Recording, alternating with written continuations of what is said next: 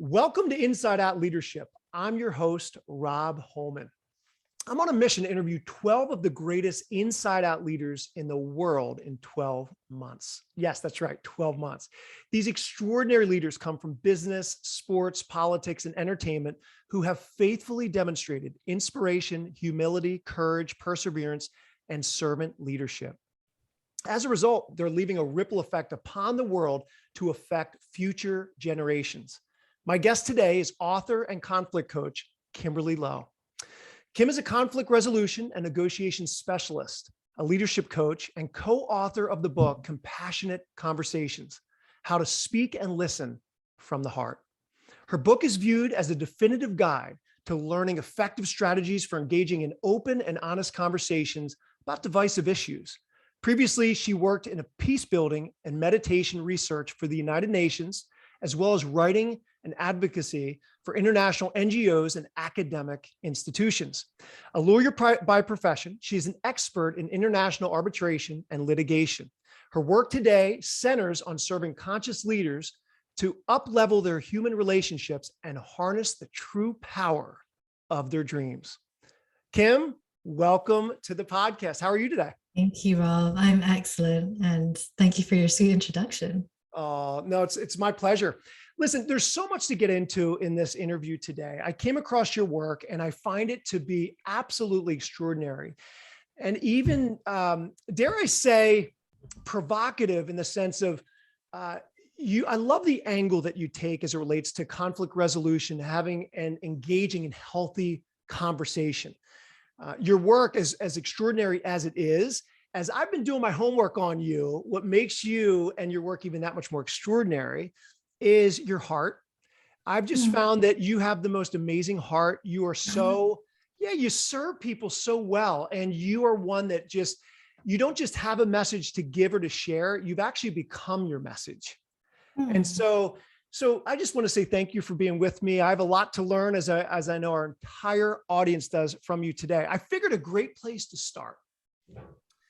You and I know in the United States of America, you currently reside in Hawaii. I'm in Pennsylvania, in the States, and we are given 1 year to give thanks. It's called the Thanksgiving holiday, right? And in the Thanksgiving holiday, oftentimes we will gather around the table and bring meals and invite people in. During COVID times, that could be interesting because maybe we're not bringing as many people into our homes or going to homes with a bunch of people. However, it's one day in our country where to give thanks, be grateful for what we have and what we've been given, et cetera. The challenge is, even as we gather with like-minded, like-hearted people from same family, friends, et cetera, you and I know it doesn't take long for the conversation, even with that one day a year, to get negative really quick. Gossip, if we're not careful, gossip can begin to seep into the conversation. And all of a sudden, what started out as a celebratory time, where we're supposed to talk about meaningful things, life-giving things, purpose-driven things, all of a sudden, there can be a conversation we find ourselves in that's very tension-filled, and it can be awkward, and it can really damage relationships. In steps you, Kim, as this expert to help us with even a dynamic like this, not to mention in different spheres of society that we may find ourselves in, talking to a neighbor, community activities, within business, of course, teams, team members. It doesn't take long at all for us to find ourselves in a situation like this. Yeah. So would you provide, I figured a great place to really dive into first and foremost is your upbringing fascinates me. I mean, you currently live in Hawaii. You've lived in Hawaii for a couple of years now, but it sounds as though you grew up in the UK, but yet you have family from Malaysia. Your heritage kind of is from that part of the world as well. What was it like growing up in the UK? Your family's from, or at least portions of part of your family's from Malaysia. How did that shape you? That kind of culture being brought up with so much diversity? Yeah, I can totally speak to that. And first of all, London is an incredibly cosmopolitan, varied city in and of itself. And then my heritage, you mentioned Malaysia. My family, we have like Chinese blood, Malaysian, Indonesian, Dutch, kind of like mixing in there in the past. And so I think just my karma being born into the world, is that it's just not one thing, it's multiple things. Um, Probably there were some times when I was in the UK where honestly I just felt like this is not my home. This is, I mean, I get the way things work and there's a comfort and used to it, but it just never felt fully like my home. But then I would go back to Asia, and there was about serious chunks of my life, 3 to 5 years, where I was in Hong Kong and Singapore. And, you'd think from the outside, me being sort of like racially from there, quote unquote, that I would feel some sameness. But there was sometimes the differences there would feel even more pronounced because I wasn't thinking in the same way. I'd been used to sort of Western concepts and ways of life. And so you might say that I became a mediator within my own life, noticing that there's different narratives, different expectations, different ways of expressing ourselves, and really to try to kind of be okay with both sides, see what's right about it, see what's even healthy and good about it, but also notice where are the limitations. And getting being an outsider, maybe getting to move around, we can become more observant of those things. Yeah, yeah, it is so easy. I'm just thinking of my own life for a moment as I'm hearing you speak. It's so easy to make, where we live geographically, like that can easily become our world. And we Mhm. begin to have perspective unless you break out of there, unless it's given to you a bit on a platter. Like I just kind of find myself traveling or my parents travel. So I can't help but think of the need that we all have to kind of break out of not just the geographical area in which we live, where we can certainly experience different people, different cultures, subcultures, but Mhm. even mindsets. We Totally. all have Yes. our, natural streams of thinking, again, based on a variety of different things. But how important, could you speak to that for a moment? Just breaking out, like if someone's listening right now and they're like, wow, like I'm amazed by Kim's upbringing. I kind of wish I had an upbringing like that because it would have given me this, diverse perspective almost immediately. But I haven't had that luxury. Maybe I've traveled a little bit, but I find myself just gravitating towards people that look like me, sound like me, have a similar level of education than I do. What would you say to Mhm. a person like that, of maybe even some things that they can do to broaden their perspective? Yeah, that's a good question. I like that because it's inviting us towards opening and sort of including more. And we in the book in Compassionate Conversations, we take kind of an evolutionary view that, sort of consider where our humanity is in this moment in time and consider where it was 100 years ago. The kinds of social, you frame it like an opportunity, like how can we broaden ourselves to those other people and their ways of being? We take that as actually that's part of what's happening. So we can aim for it and also just trust it. Um, the question that you offered, actually something came to my mind, and if you don't mind, maybe I'll just go into like a Please, yeah. few segments and then maybe we can map on like what this might mean. Um, okay, so all of us, we're born into this skin suit, this being that we are, with a name and a language and yeah, mother tongue and a country that we were born into and a favorite football team or favorite color and all that.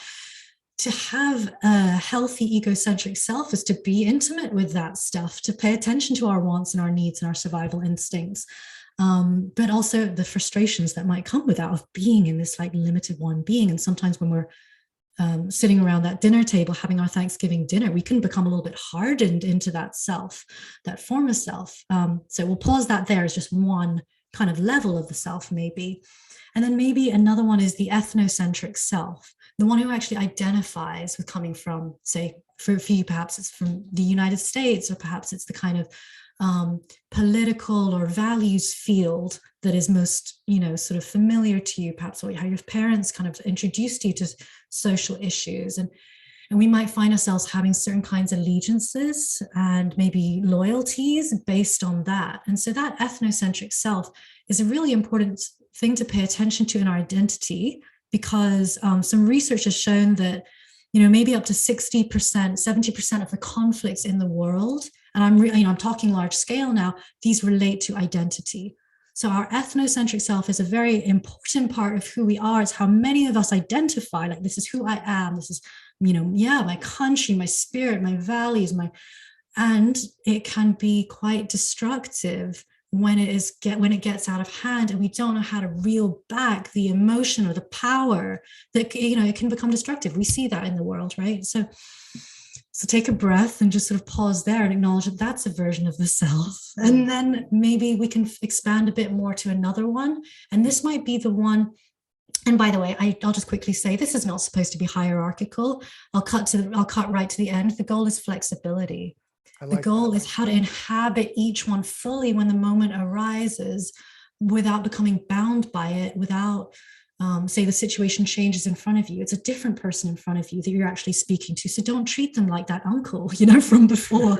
Right. So it's about flexibility. And that third one that I was about to go into, I think that's what maybe your question is like, how can people open up in a more world-centric way, or sort of, taking into account that we have scientific paradigms, taking into account the fact that we also have spiritual paradigms, and can these things coexist? And, can we take care of our environment, even though that's not a human who can speak for itself? Like, that kind of care is actually something that comes when we take the whole planetary circumstance into account, and we have these things like No Child Left Behind and stuff. So maybe the stage that we're in and moving from ethnocentric to world-centric is to open our hearts to those things that are bigger than ourselves. And it doesn't end there too, because as many of us know who've worked in nonprofits or certain leadership of many major organizations around the world, including like the United Nations, the world-centric level has its own limits. It can be very easy to become bogged down and distressed by the enormity of, say, of climate change and the enormity of racism. And so there's a space beyond that our spiritual traditions offer us, and that's the cosmic centric self, that much more unitive awareness where you realize the miracle that it is that our planet is hurtling through the sky, and that we can love one another, and this is it. This is it. And then it's like it's kind of like, I won't swear on this show, but it's like everything's messed up and everything's cool. It's like you're in love, and heartbreak is part of that. Like, we live and we die, and so we want to become fluid and know these places in ourselves, so that when you're sitting in front of your uncle who's making you mad, you can say, hey, hold up a second. I noticed that we're both getting really like entrenched in our difference right now, and that's not my intention. I'd actually really like to connect with you. I'd really like for us to have an exchange where we hear each other and then we respectfully, shake hands, and like, that's cool. So yeah, that's the quality that I I'd like love to it. bring forth. One of the things that just jumped out to me, you said a phrase, which I love everything you said. I think it's just so spot on. I told you, you have a wonderful heart. And I want to pick up on something you said. We need to open our hearts. Yeah. And you and I have something in common, because sometimes when we open our hearts, even younger in age, our hearts, are sensitive, and our hearts can be broken or hurt. My parents were divorced when I was in high school. I don't know at what age your parents were divorced, but it has an effect 12, I on think. people. Was it 12? Yeah. I think I was about 16 or so. And here I was as a middle child. I wore my heart on my sleeve, very sensitive, and it had an impact on me, a profound impact. And I want to ask you, with speaking of matters of the heart, as important it is to open our heart, our hearts can be very fragile and very sensitive, especially when there's things that happen to us that affect us for the negative, the challenging things. For you, as a 12-year-old, your parents getting divorced, to let us into Kim Lowe's life a little bit, even that much more, like, what effect did it have on you at that particular age? And then how did that shape you to have more awareness about yourself, be able to trust yourself and others, even with going through something like that on the home front? What was that like? Um, I mean, the first thing that sort of lands with me as I'm hearing you kind of speak is that our journey of the heart must include the suffering. It cannot escape it. I think that's just part of being human, is that our hearts are vulnerable to being broken. And maybe that's a word that we can put into the space, that like, to be heartfulness is somehow to be aware of our vulnerability and to feel it when it happens. And when I was a girl and my parents were getting divorced, I think I probably felt extremely helpless. I think I probably felt I was kind of empathic, full feeling kid. Like I cried, I cried a bunch at movies. Even when I was 5 years old, I can remember it. So I think that, the hurt went in deep. I would say that it took me some years to repair some of the relationships, sort of what that was happening in this family system. It took many years, even I mean, um, in my early 20s, I think that's when I took some really significant commitments to myself that I was going to do my work on my half of this, because like it's always going to be both. The relationship's always both. We, as much as we might want to put it on the other person and say Of you did course. this and that's why, and I'm like this because you're like that. No, we gotta, And we all do that, or at least the temptation's there to do it, of course. right, and that's forgivable. I don't hold it too harsh. But I realized at a certain point, like, yeah, actually, I will take on what is mine to heal in this. And maybe that's the bright line that can come through that vulnerability and hurt, is like actually wholeheartedness is what will save. And I'm wondering what I can. Okay, I'll share something with you that Diane, teacher and co-author of this book, Compassionate Conversation, something that she shares is that um, the heart is able to metabolize all of that which is unacceptable to us, our grief and our incredible, sometimes frustration and rage. And it's like, oh my gosh, I can feel like almost bursting out of my chest. It's such a somatic thing. And sometimes just surrendering to the heart is actually the only thing that's required, because the mind, sure, is, we love the mind, right? Beautiful tool, but terrible master, as Ram Dass shares. Well said.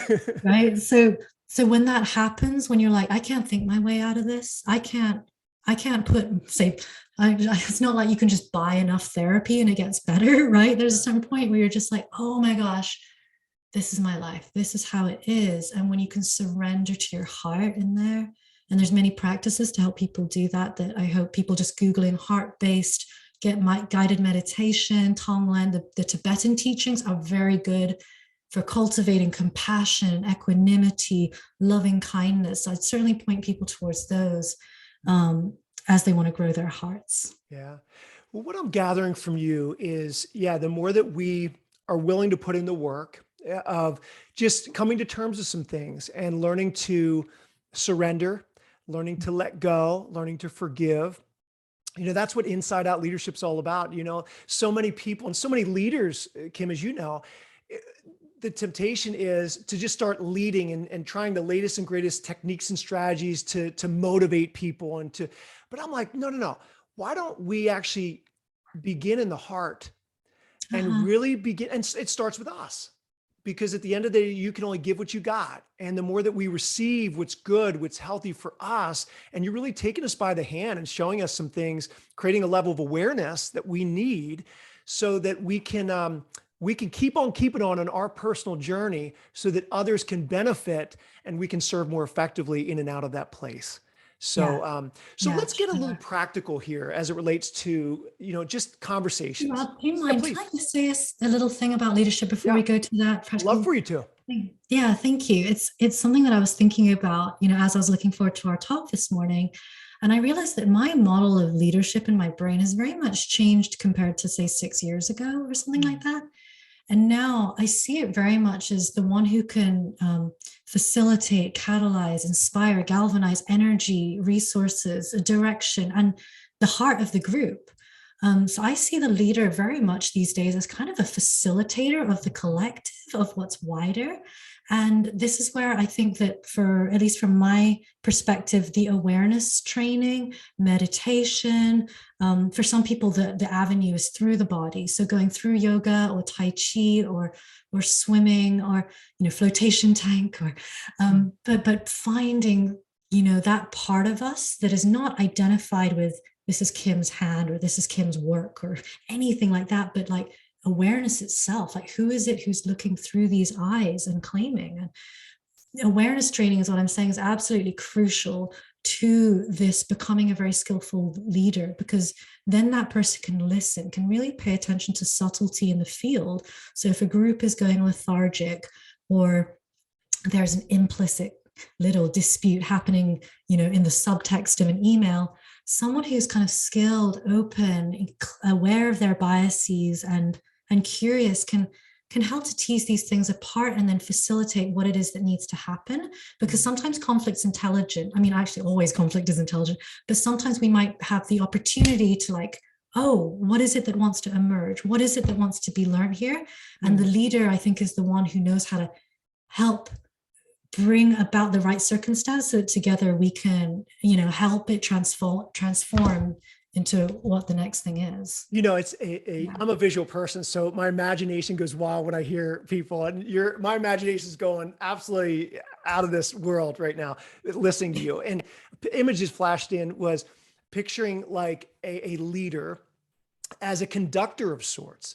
And there's the pianist, the flautist, the drummer, just different, whatever it is, whether it's a band, an orchestra, whatever, but they are literally conducting and pulling out and, in that way. And I love the facilitative leader because it does highlight some of the things that you were bringing up and out. We do have to be mindful. We have to be sensitive. We have to know the flow of the meeting and where it's heading, even before it fully gets there. So we can, corral certain things, bring them over here, bring them over there to state a point, or to give everyone a voice in the meeting, because everyone's voice truly does matter and we are better together. And it's not without challenge for a leader leading out of that place.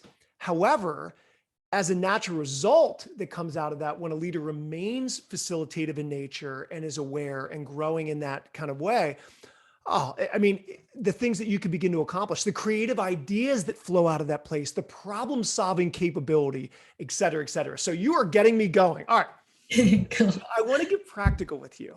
Yeah. So let's say that, and I once heard you say this, that all conversations should begin and end with having something in common, right? That common, but can you take us into that a little bit more? The importance of just the common bond. Yeah, for sure. I think for most people, it just feels like, oh, it's obvious. What's the point? Like, no need to say it. Obviously, we're still human beings here. Like, but actually, we think that because, I'll say we. Well, we know certainly from neuroscience now how much the negativity bias can condition our experience and how we're primed to be be aware of threat and fix things versus actually like kind of celebrate what's going right. And so affirming sameness is a great way to get on the same page with someone before zooming into what is the problem, what are the things that we need to pick at. The depth of our, how can I say, our ability to stay connected and work through the sticky issues is directly related to the amount of trust that we feel with one another, and also how much psychological safety we have to talk things through. Because I'm sure we've all been in rooms where like things go hush and no one wants to say things and people don't want to look stupid and people don't want to make mistakes. And it's a terrible environment for creativity. And so actually bringing in sameness might look like, hey person, like, we have something to talk about here, but before we go there, I'd like to just affirm like where we're actually aligned. Maybe it's that we both really care about the project. Maybe it's that we are both juggling with other commitments that make this 3-week deadline feel sketchy, and just like feel that together and acknowledge that it's not the other person's fault, but that's just the conditions that we're in. And through doing that, it's kind of like you're moving onto the same side of the table. Yeah. And then looking at this shared picture of what it is you're working on together versus more adversarial style, going to the other side of the table, like some kind of negotiation. Well, what are you going to take on? Well, what can I take on? What are you going to take on? Instead it's like coming together and saying like, hey, we've both got this thing we care about and we're both stretched.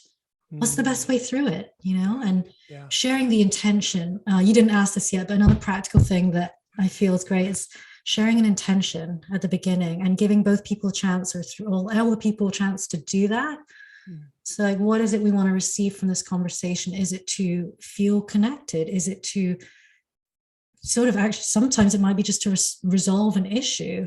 Sometimes it might be, I really want to practice listening better. This is now a personal relationship and this is my kid. My intention is to really listen, and at all costs, I'm going to listen. So that can really help to guide us. Yeah. As we enter. There's one word that jumps out to me is honor. because I think of like holding one in high regard when you can share in a common bond, when you can sing their praises a bit. And sometimes I understand intention filled conversations when there's conflict and you want to shy away, you don't know exactly what to do. We can make it about us and what we want. It's almost like a reactionary thing. The defenses go up and I'm going to get my point across.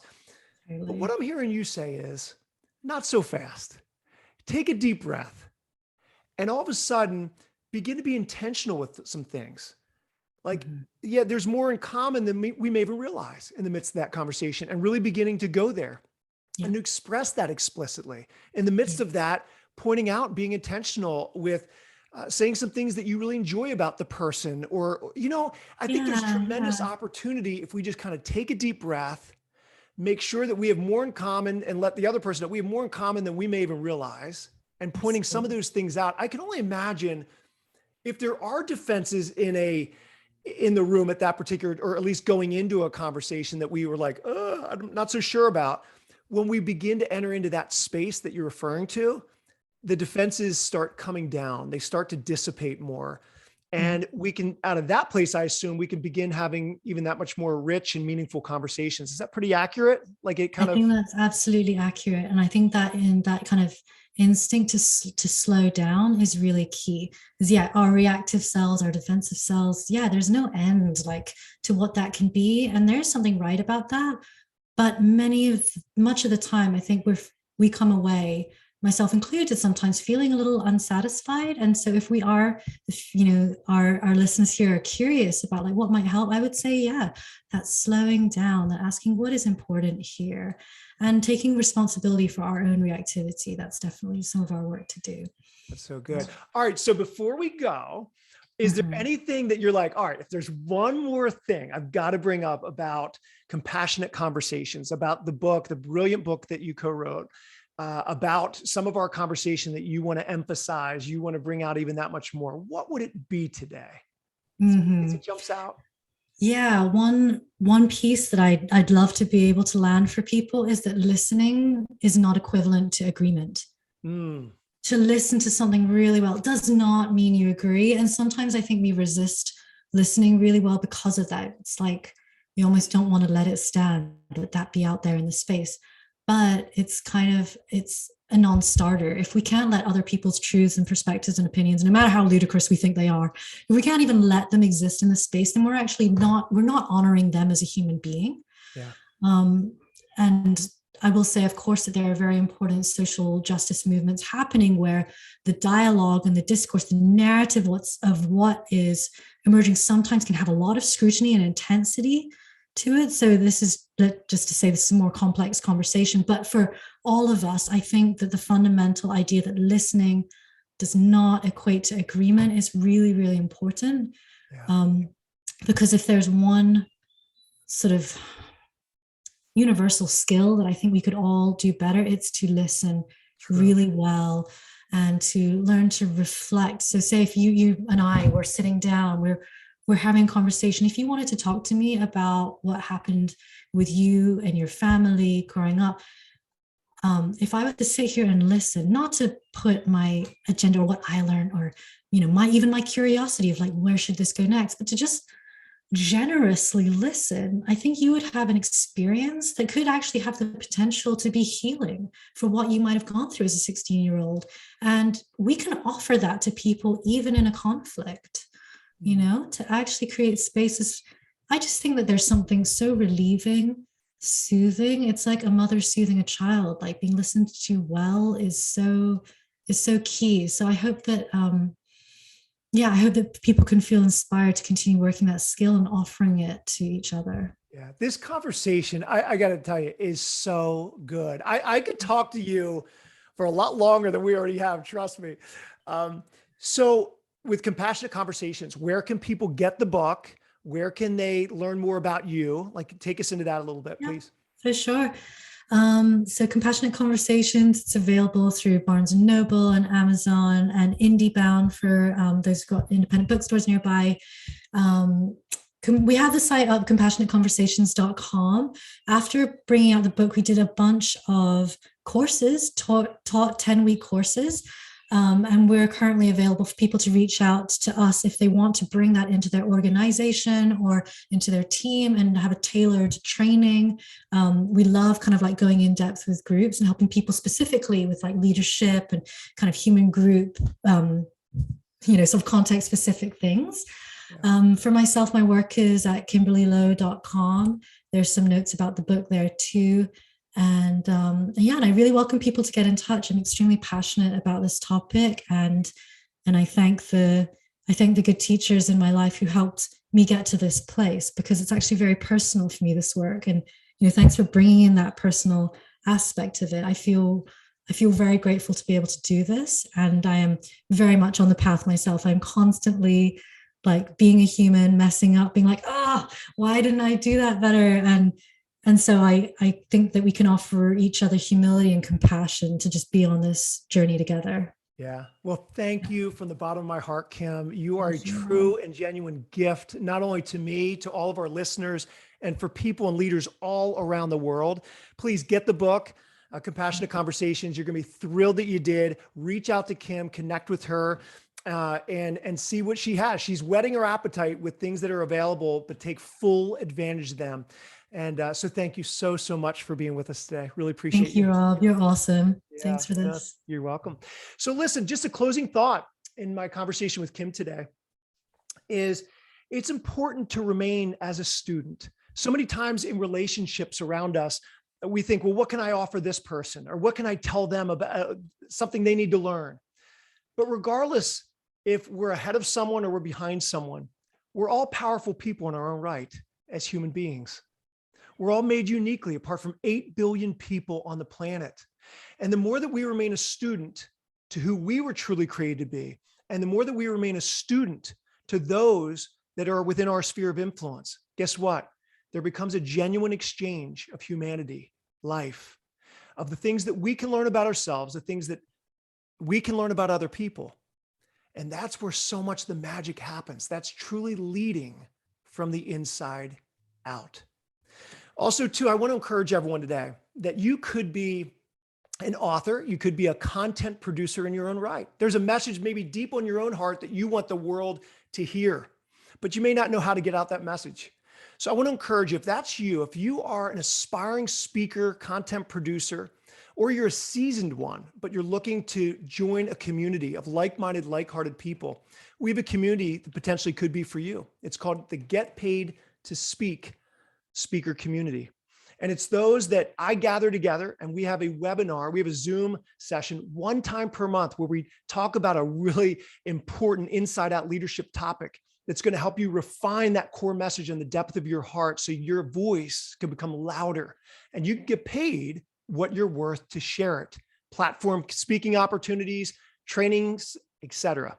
But we're here for you. So if that's you, please go to robholman.com/GPS to find more information. On behalf of Kim, my name's Rob Holman, the host of Inside Out Leadership. We are thrilled that you took time to be with us today. Until next time, we will see you later.